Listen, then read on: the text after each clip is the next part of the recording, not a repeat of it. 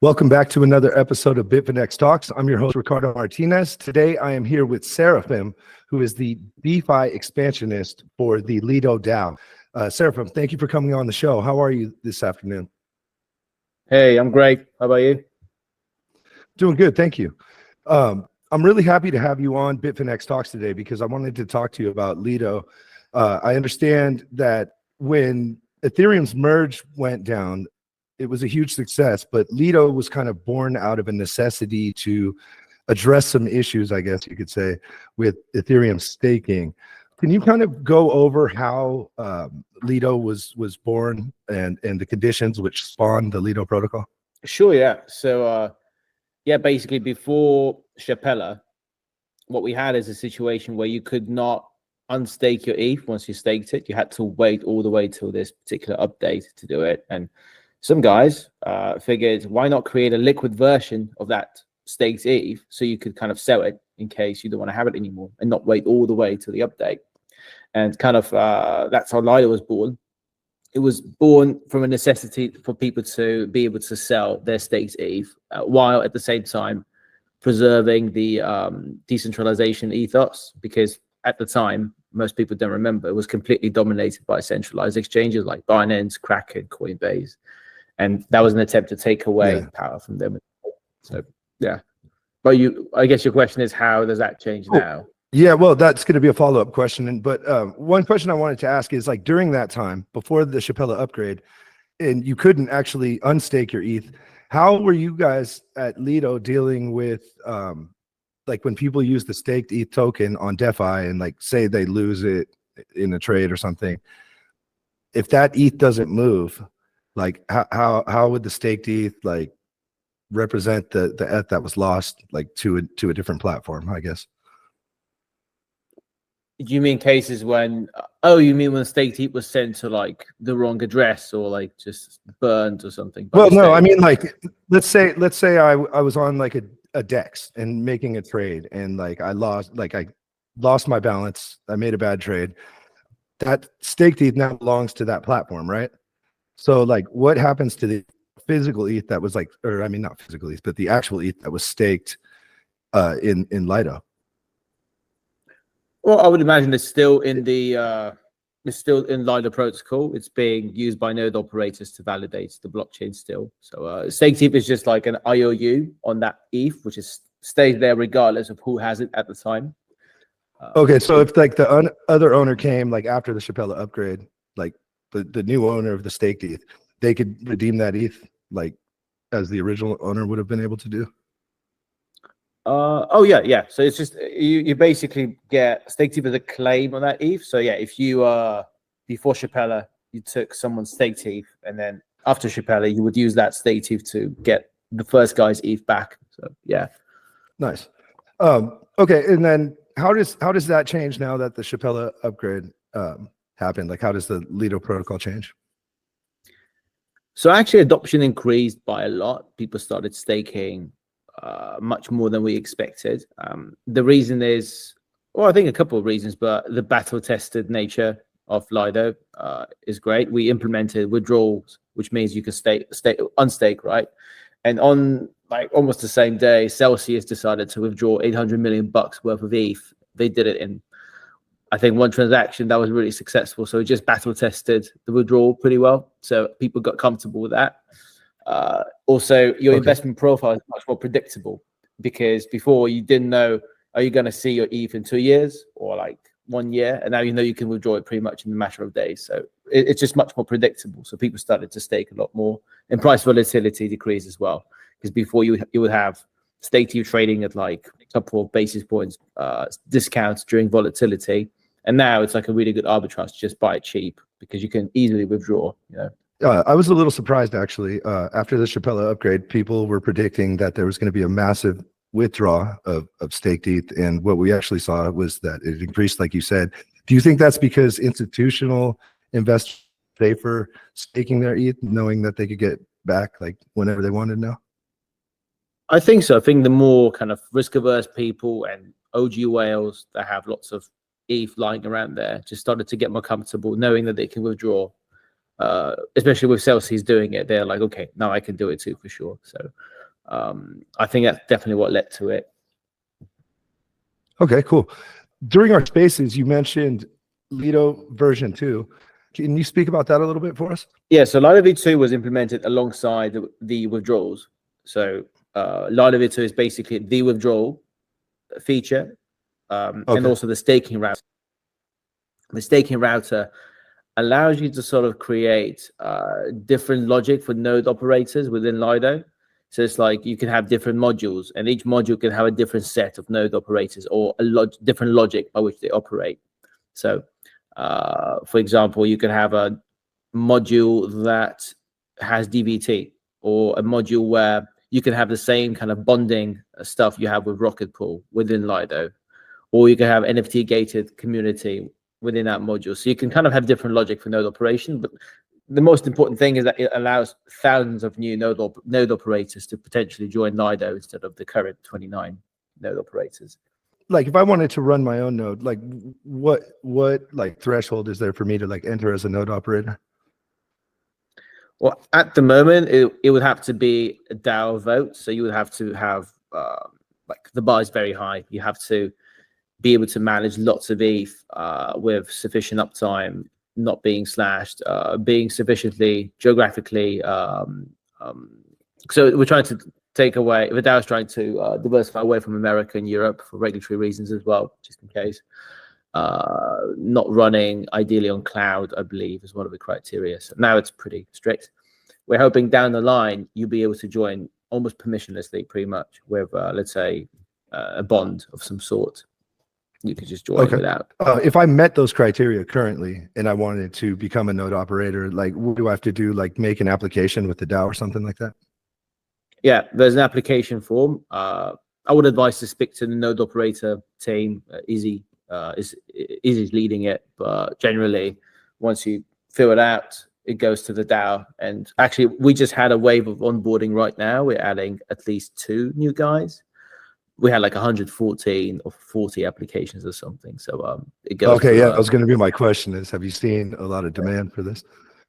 So much demand, it's crazy. Because when you think of it, it's a great. Well, you're giving up something to get something. When you're a node operator and you're under Lido, you're kind of commoditized a little bit because well, you don't have to work too much because the reward, you know, the transactions just go through Lido.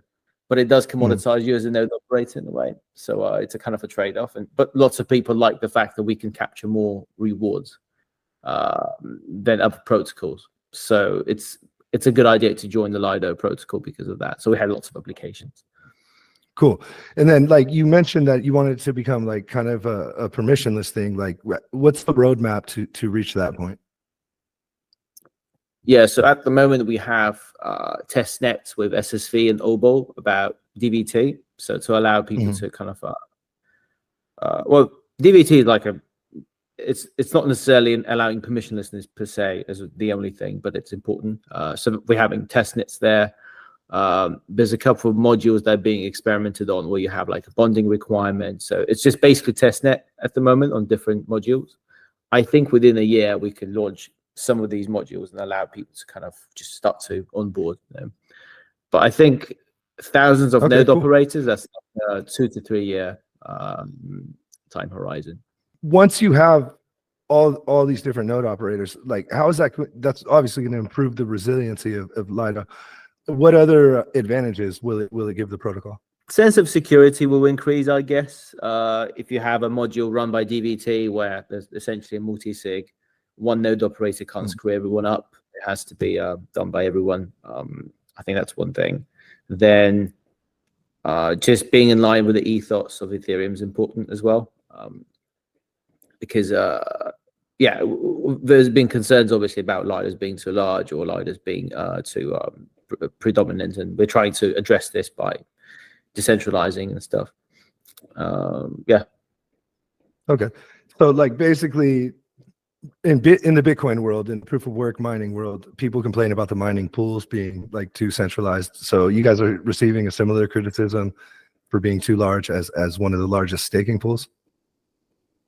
Yeah, I guess it's just Well, the thing is, with staked ETH, at least, the thing about how the node operation happens is it's much more decentralized in the way that it's all on chain. It's guided by smart contracts that you can verify. And what really LIDO can only do at the moment is just socialize rewards and risks.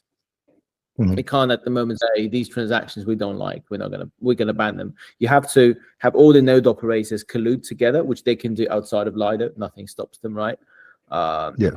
And that's why it's like, it's not like Lido could have a governance vote perhaps that would say something like that, and that's being tackled by dual governance. But once dual governance is it, staked ETH holders would actually literally have to say, okay, from now on we're going to have OFAC kind of regulation stuff, which I don't want, and I think is not going to happen because it's not Lido. There has to be a huge amount of voting going on for that to happen, you know.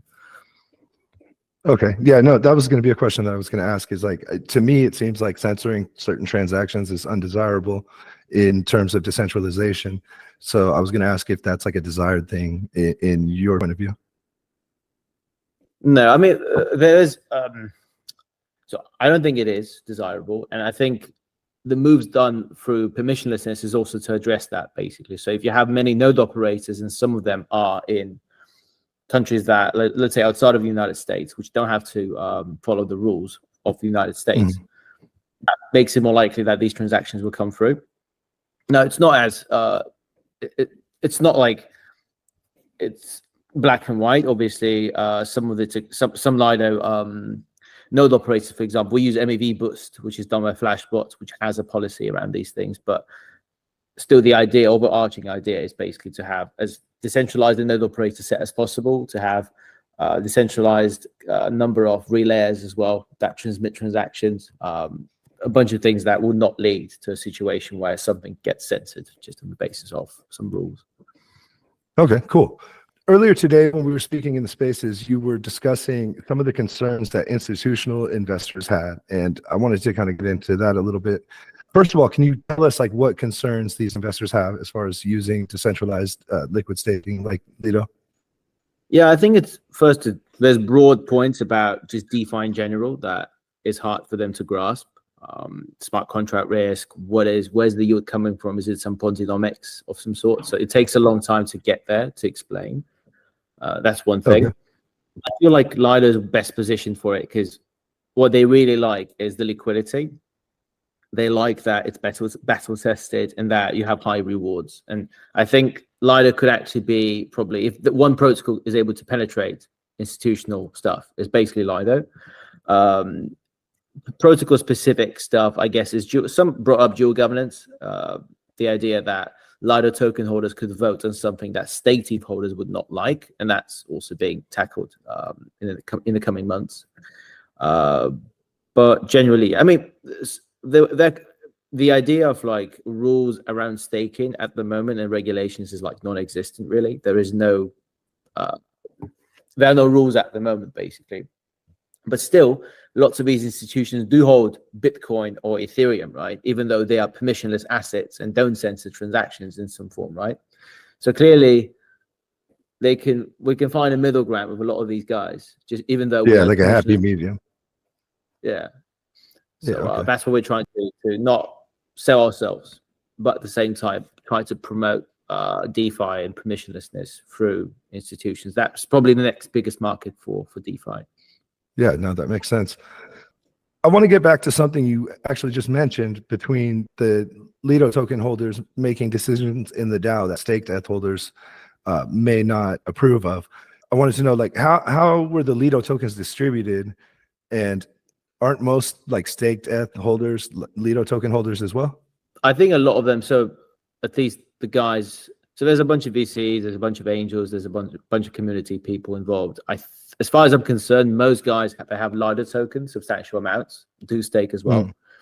So that is the case. But obviously, at this point, Lido's market cap, let's say, is at 1.5 billion, but there's 15 billion ETH staked into Lido. So there's obviously a lot more staked ETH than Lido token holders at the moment. And that's where this concern comes. in a way that you have so many more people staking than actually holding the Lido token, which is fair. Yeah. Okay, I just figured like most of the people that were using the protocol were also Lido token holders, and that they wouldn't be incentivized to go against their own interests, I guess. Like they wouldn't go against economic interest maybe, but they could go against potentially ideological things, that most stake ETH holders wouldn't like, Okay. What kind of decisions do the DAO participants decide upon? Like what kind of proposals have been put forth so far?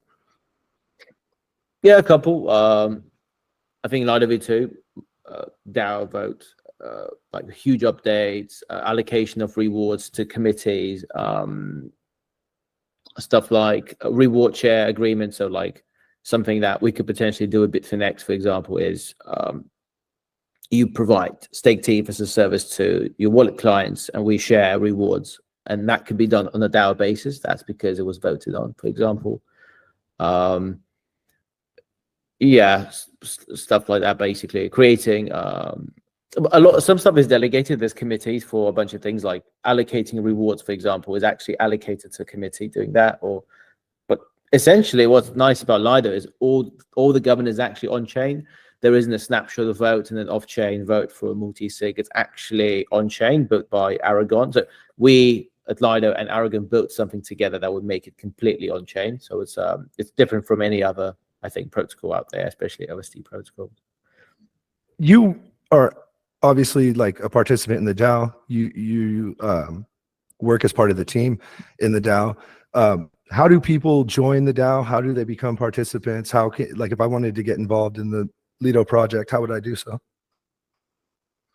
Depends on which capacity, I suppose. If you wanted to do stuff that I do, so there's someone appointed by the DAO as a head of, I think we're calling it protocol relations now. It used to be called BizDev.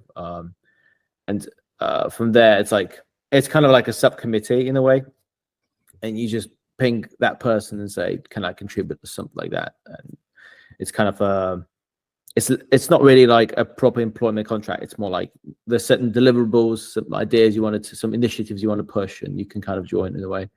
So yeah, I'd say it's more like a performance-orientated, project-based kind of thing where you contact the head of the department or subcommittee that was appointed by the DAO, essentially. Can we talk about the staked ETH token now? I know the staked ETH token is integrated with like a bunch of different like DeFi platforms and stuff like that. Can we talk about the utility of staked ETH and like where you can use it besides the Lido protocol? Sure, yeah, absolutely, yeah. I think the biggest avenues, according to stats, are basically Maker. You can use it as collateral to mint DAI. So that's what people are doing. Okay. A big chunk is used for lending it on Aave, and they borrow ETH and they loop that yield, basically. I see there's a bit of in Lido Finance and smaller protocols, but I think 70% is basically Maker and Aave, and a bit of and also obviously Curve and Uniswap. So these are top. Okay, cool. You mentioned earlier today that the staked ETH is more decentralized than wrapped ETH on other alternatives, on centralized exchanges and stuff like that. Can you kind of talk about how staked ETH is different than those other alternatives? Sure, yeah. So like even if you look at, and I know these teams pretty well, they're great and stuff, like CBETH and Binance ETH, for example. So there's obviously, I don't think the funds are at risk in any way, but there's obviously some regulatory risk. That's why people have been withdrawing from these platforms, and Kraken as well, putting them into Lido, because there's this kind of onshore American exposure that people have, and that's why people are withdrawing into Lido from there. And yeah, I think from that point of view, it's less of I don't think it's so much of a decentralization. It's not like users care so much about decentralization per se. They care more about the exposure to the American jurisdiction, which is like correlated in a way. Lido has node operators in the States, but it has also them in different places. And there's 29 of them, soon to be more. Whereas in CBE, I think node operators are pretty spread out, but ultimately the funds I believe, are still at Coinbase in the United States. So that's what the concern is, I suppose. Are you guys concerned about like the seeming shift towards like hostility and regulations, like in the United States and Europe? Like it seems like the regulations have been really trying to crack down on like decentralization, anonymity, DeFi, like things that they can't micromanage. Do you see that as like a attack vector or like a risk vector for Lido? Yeah, I think the best way to tackle it is, and that's the spirit of Lido, is to do things that will make it impossible simply to go after Lido to begin with, like things like geo governance or your node operator set being all around the world. Is one of these things where even if someone knocks on the door, we'll be like, we have there's nothing you can do. It's a software. It works just like the internet. You can't shut down the internet, can you? And Lido's the same way. You can't shut down Lido. It just doesn't work. But it's sufficiently liquid, battle tested. If you can run chain analysis on it, you'll see there's barely any kind of like dodgy money involved or anything like that. Yeah. So at some point it's just like a question of there's nothing you can do about it, and it works, and it's pretty kosher. So Yeah, no, I understand. I know your use case is very, very different than like Tornado Cash or something like that, but that kind of like that incident kind of set a precedent. So I was just wondering if like the people in DeFi are kind of concerned, like as far as like regulations becoming like more restrictive or more hostile. With Lido V2, aside from the node operation stuff where you're going to be able to have improved nodes and more of them, what other advantages did the upgrade give to the protocol? Well, the withdrawals, obviously. So Celsius, as I said, could withdraw like $800 million in one go. Yeah. That was pretty neat. But I suppose these are the two main updates, really: staking router and node operator. Staking router and withdrawals are the main features. Okay, cool. Is there anything that I haven't asked you about Lido that is important for our audience to know about? Not really, but I think you asked a lot of good questions. Lido generally is like a pretty decentralized DAO in a way. So if anyone has any question, like you can ping a bunch of people. We're happy to help out. There's a Discord as well. Feel free to follow me on Twitter as well and DM me or anything. But yeah, it's always good to chat with the Bitfinex OGs. So nice. Well, thanks for coming on the show. And I guess my last question would be, I don't know if we're allowed to talk about it, but I'm going to ask it anyways. How soon can we expect to see Lido on Bitfinex? That's a good question. It's up to you guys. We're ready. Yeah, obviously it's up to you guys basically. But I've been saying this, that Lido DAO and Bitfinex could enter some sort of reward sharing agreement where your users are going to stake and you can get some of that reward back. So it'll be pretty cool. I look forward to it. But it's up to you guys, pretty much.